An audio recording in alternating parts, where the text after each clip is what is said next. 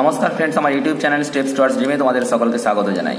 দেখো, আগের ক্লাসে আমি একটা থিওরেম করিয়ে দিয়েছিলাম, সেটা হচ্ছে every convergent sequence is bounded but every bounded sequence is may not be convergent. অর্থাৎ আমি বলেছিলাম যে প্রত্যেকটা কনভার্জেন্ট সিকোয়েন্সই কিন্তু বাউন্ডেড হবে, কিন্তু তার মানে এই নয় যে প্রত্যেকটা বাউন্ডেড সিকোয়েন্স কনভার্জেন্ট হবে। তার আমি এক্সাম্পল দিয়েও বলেছিলাম যে ইউএন ইকুয়াল টু 1/n যখন হচ্ছে, সেই সিকোয়েন্সটা বলেছিলাম কি, এটা যেহেতু একটা কনভার্জেন্ট সিকোয়েন্স কনভার্জ টু 0, তো তার আমি বাউন্ডেডও দেখেছিলাম। কারণ কি, এটা আমি বলেছিলাম দেখো যে এর একটা লোয়ার বাউন্ড থাকবে যেটা 0 এবং একটা আপার বাউন্ড থাকবে সেটা হচ্ছে 1।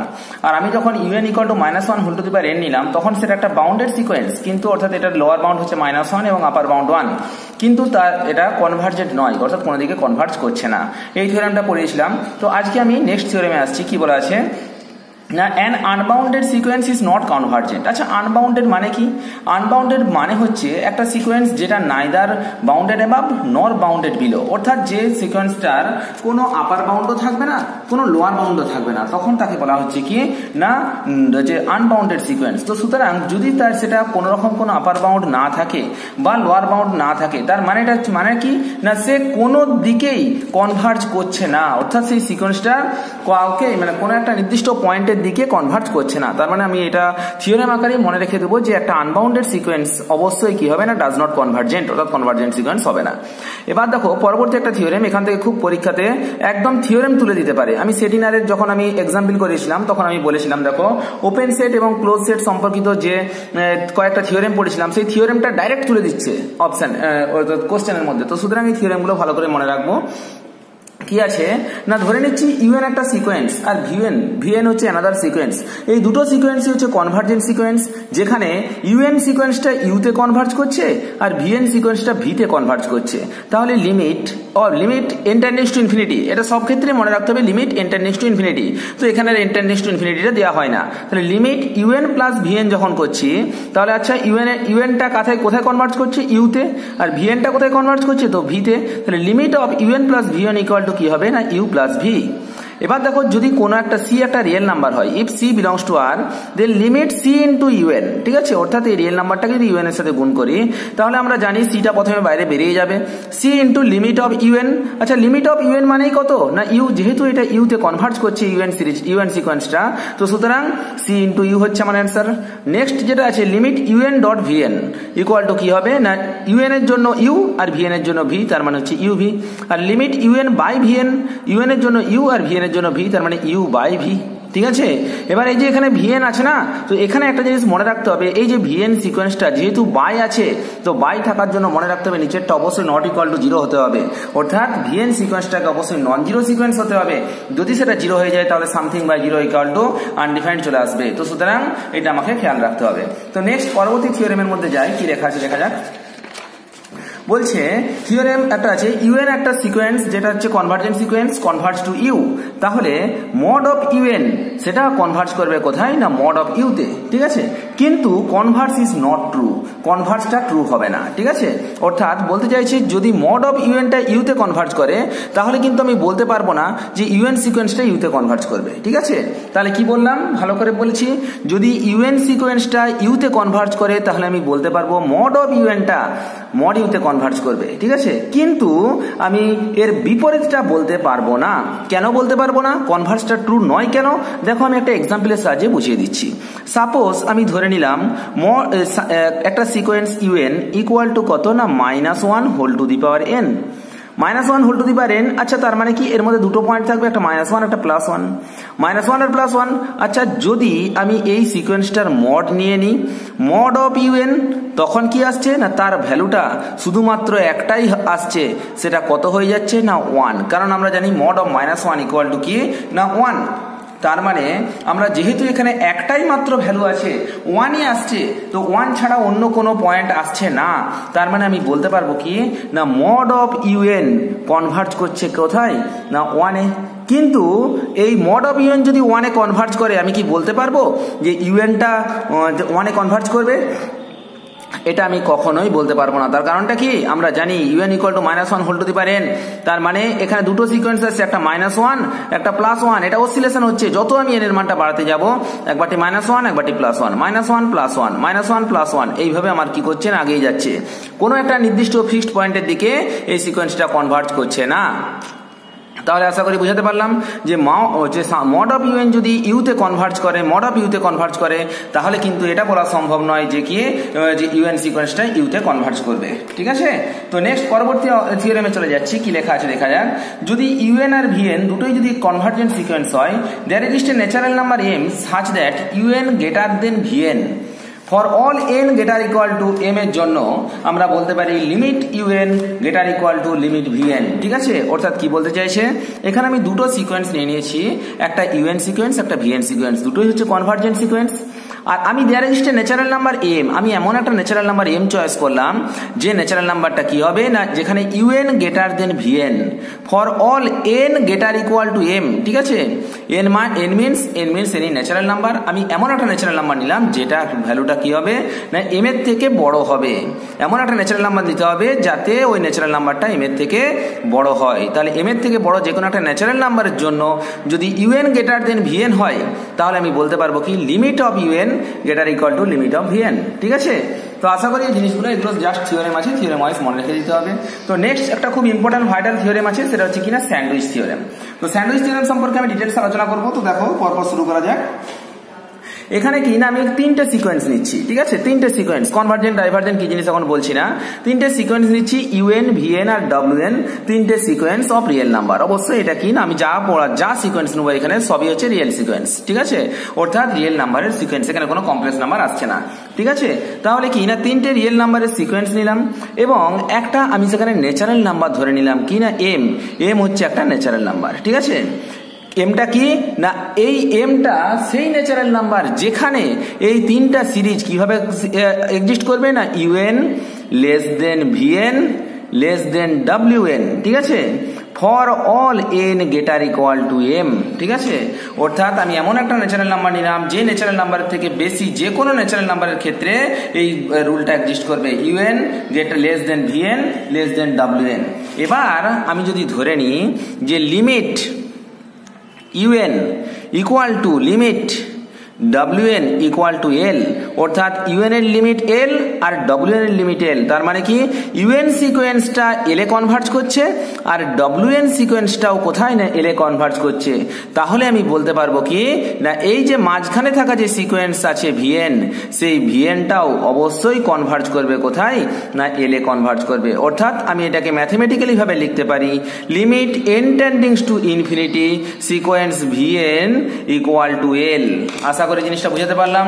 তাহলে কি বললাম স্যান্ডউইচ থিওরেম, যে এখানে তিনটে সিকোয়েন্স নিলাম ইউএন ভিএন এবং ডব্লিউএন, তিনটে সিকোয়েন্স, এবং দেয়ার এক্সিস্ট এর natural number m such that u n less than v n less than ডব্লিউএন for all n greater equal to M.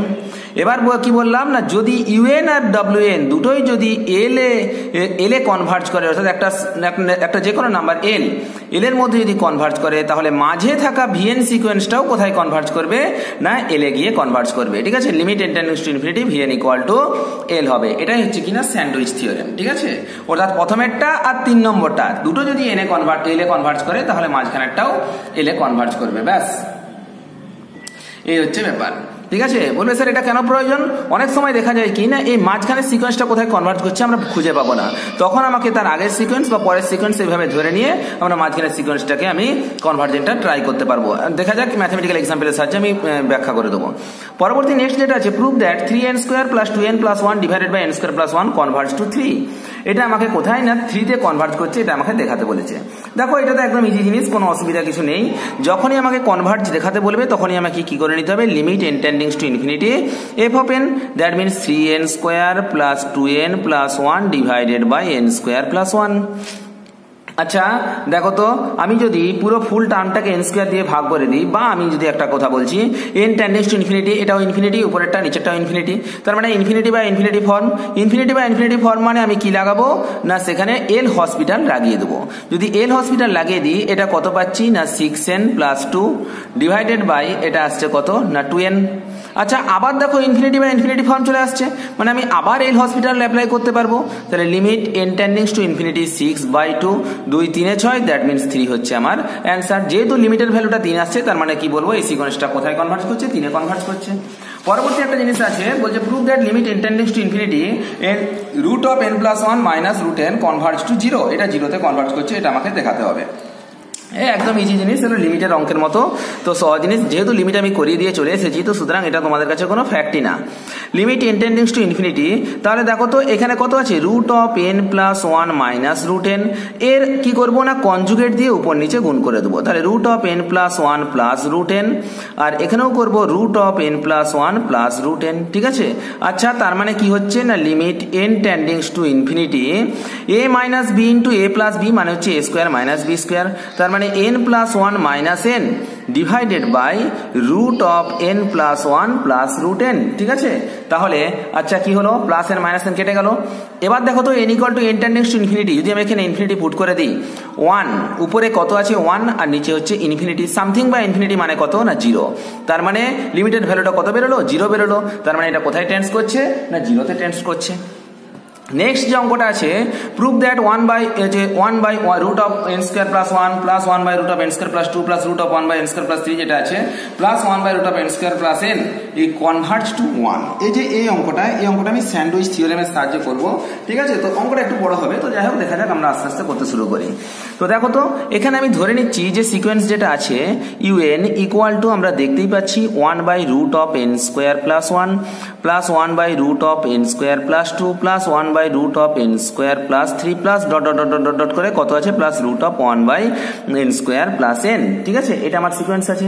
আচ্ছা, আমি তো এখান থেকে লিখতে পারি যে 1/√n² + 1 = 1/√n² + 1, আবার যদি লিখি 1/√n² + 2 লেস দেন 1/√n² + 1, এবার লিখতে পারি 1/√n² + 3 লেস দেন 1/√n² + 1।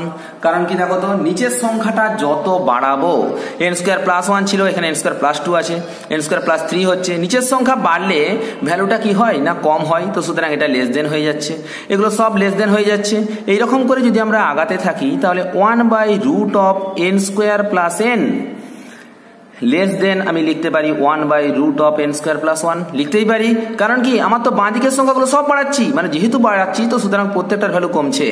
আচ্ছা, যদি বাঁ দিকগুলো সব যোগ করি তাহলে এই পুরো 1/n² + 1 1/√, এটা পুরো টার্মটাই কত হয়ে যাচ্ছে না un হয়ে যাচ্ছে, লেস দেন আসছে। আচ্ছা 1 1 1 1 সব যদি যোগ করি তার মানে আসছে কত n/√n² + 1। আশা করি জিনিসটা বোঝা গেল। তার মানে এখানে কি হলো un লেস দেন n/√n² + 1। এবার দেখো তো আমি যদি প্রথমে দুটো টার্ম নিই, 1/√n² + 1 প্লাস 1/√n² + 2, ঠিক আছে। এটা গ্রেটার দেন লিখতে পারি 2/√n² + 2। বলবে স্যার কেন লেখা গেল? দেখো আমি ভালো করে বলছি, একটা জিনিস দেখো তো, এটা 1/n² + 1 আছে, 1/√n² + 2 আছে। আচ্ছা, তার মানে কি এই একটা সংখ্যা, এর থেকে এই সংখ্যাটা ছোট সংখ্যা, তার কারণটা কি নিচের সংখ্যা বড় মানে উপরের এটা কি হবে না ছোট সংখ্যা হবে, আর এটা আমি লিখছি 2/n² + 2। আচ্ছা, আমি একটা নর্মাল এক্সাম্পলের সাহায্যে ব্যাখ্যা করছি। দেখো আমি লিখলাম প্রথমে 2 + 3 গ্রেটার দেন 2 + 2, এটা তো আমি লিখতেই পারি, 2 + 3 মানে কত 5, গ্রেটার দেন এই যে ছোট সংখ্যাটাকে আমি দুবার লিখলাম 2 + 2 মানে 2/√n² + 2, এটা আমি লিখতে পারি। তার কারণটা হচ্ছে কি, যেহেতু ছোট সংখ্যার সাথে একটা বড় সংখ্যা যোগ করছি, সেটা অবশ্যই গ্রেটার দেন হবে কি না ছোট সংখ্যাটাকে আমি দুবার লিখলাম। যখন এখানে তিনটে সংখ্যা লিখবো 2 + 3 + 4, এটা গ্রেটার দেন আমি তো লিখতে পারি 3 × 2, অর্থাৎ 2 সংখ্যাটাকে 3 বার লিখবো। যদি আমি এটা লিখি 2 + 3 + 4 + 5 গ্রেটার দেন 4 × 2 লিখতে পারি। ঠিক একই রকম করে আমি যদি পুরো এখানে তিনটে সংখ্যা লিখি 1/√n² + 1 plus 1/√n² + 2 plus 1/√n² + 3, এই তিনটে সংখ্যার মধ্যে সব থেকে ছোট সংখ্যা কোনটা না সব থেকে ছোট সংখ্যা হচ্ছে 1/n² + 3 √n² + 3, কারণ কি নিচের সংখ্যাটা বড় মানে এই টার্মটা সব থেকে ছোট। আমি লিখতেই পারি এটা গ্রেটার দেন 3/√n² + 3, কারণ কি এই সংখ্যাটাকে 3 বার যোগ করতেই পারি, ঠিক আছে। কারণ আমি যেটা বললাম সব থেকে ছোট সংখ্যাটাকে আমি গ্রেটার দেন দিয়ে যটা সংখ্যা এখানে লিখেছি ততবার গুণ করে দিলাম। সেম টু সেম উপায়ে এবার যদি পুরো টার্মটাকে লিখি তাহলে আমি লিখতে পারবো কি না ইউএন মানে আমি আর লিখছি না পুরো টার্মটা, অনেক সময় লাগবে। ইউএন মানে কমপ্লিট টার্মটা। এই এতগুলো টার্মের মধ্যে সব থেকে ছোট কোনটা? না যত নিচটা বড় হবে সেটা সবচেয়ে ছোট হবে। তাহলে আমি লিখতে পারি u n greater than n by root of n square plus n। আশা করি জিনিসটা বোঝা গেছে, কোনো অসুবিধা কিছু নেই, ঠিক আছে। আচ্ছা, একবারটি ইউএন লেস দেন এটা, আবার u n greater than n by n square plus 1 n square plus n, এই দুটোকে যদি আমি একসাথে কম্বাইনিং করে দিই তাহলে আমি কি পাবো?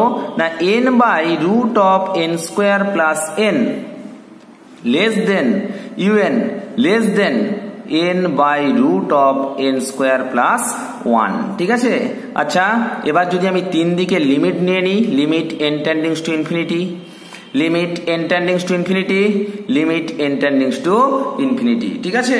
তাহলে দেখো তো, এটা লেস দেন পুরো বলা যাবে না, লেস ইকুয়াল টু হতে পারে, ঠিক আছে। যেহেতু এটা তোমার 1 বাই রুট অফ এটা করা আছে, লেস ইকুয়াল টু দেওয়া যেতে পারে, অসুবিধা কিছু নেই। আচ্ছা দেখো তো, তাহলে আমি যদি এখানে লিমিটের ভ্যালুটা বের করি তাহলে কি পাচ্ছি? না limit n tendings to infinity, n দিয়ে ভাগ করে দিলাম 1 by root of 1 n plus 1 n square দিয়ে, এটা সরি n স্কোয়ার দিয়ে ভাগ করছি, মানে 1 সরি n দিয়ে ভাগ করলে এটা কত আসছে? না 1 প্লাস 1 বাই n, ঠিক আছে। 1 plus 1 by n less than limit n tendings to infinity u n less than limit n tendings to infinity, n দিয়ে ভাগ করলে 1 ডিভাইডেড বাই এটা n স্কোয়ার বেরিয়ে যাচ্ছে, মানে 1 প্লাস 1 বাই n। আচ্ছা দেখো তো, এবার যদি আমি লিমিটের n টেন্ডিংস টু ইনফিনিটি বসিয়ে দিই, সামথিং বাই ইনফিনিটি মানে 0, 1 এর রুট মানে 1, তার মানে এটা আসছে 1 less equal to limit n tendings to infinity un less equal to limit n tendings to infinity sorry এটা কত? 1 বাই সাম 0, 1 বাই ইনফিনিটি মানে 0, 1 প্লাস 0 মানে 1, 1 বাই 1 মানে 1। তার মানে আমার ভ্যালুটা কত আসছে? না 1 থেকে 1 এর মধ্যেই। আচ্ছা 1 থেকে 1 এর মধ্যে মানে কি? না ভ্যালুটা অবশ্যই 1। তাহলে limit n tendings to infinity un equal to কত বেরোলো? না 1 বেরোলো, ঠিক আছে। তো এই যে হচ্ছে ব্যাপার, এটার ক্ষেত্রে আমি কি করলাম? না এই যে টার্মটা আনার জন্য আমাকে এত বড় কিছু একটা এক্সাম্পল করতে হলো, যাই হোক আমি করে দিলাম, অসুবিধা কিছু নেই। নেক্সট পরবর্তী যেটা আছে সেটা হচ্ছে কি? না নাল সিকোয়েন্স, ঠিক আছে। আমরা জানবো কি না what is null sequence, null সিকোয়েন্সটা কি জিনিস, ঠিক আছে। আচ্ছা বলছে a sequence u n is said to be the null sequence if limit n tendings to infinity u n equal to 0, ঠিক আছে। আচ্ছা নাল সিকোয়েন্স কাকে বলবো? না একটা সিকোয়েন্স ইউএন কে আমি তখনই নাল সিকোয়েন্স বলবো যদি limit n tendings to infinity u n equal to 0 হয়, অর্থাৎ ওই লিমিটটা অবশ্যই কি হয়? না যদি কোনো একটা লিমিট 0 হয়, অর্থাৎ কোনো একটা সিকোয়েন্স 0-তে কনভার্জ করে, তখন সেই সিকোয়েন্সটাকে আমি কি বলবো? না নাল সিকোয়েন্স।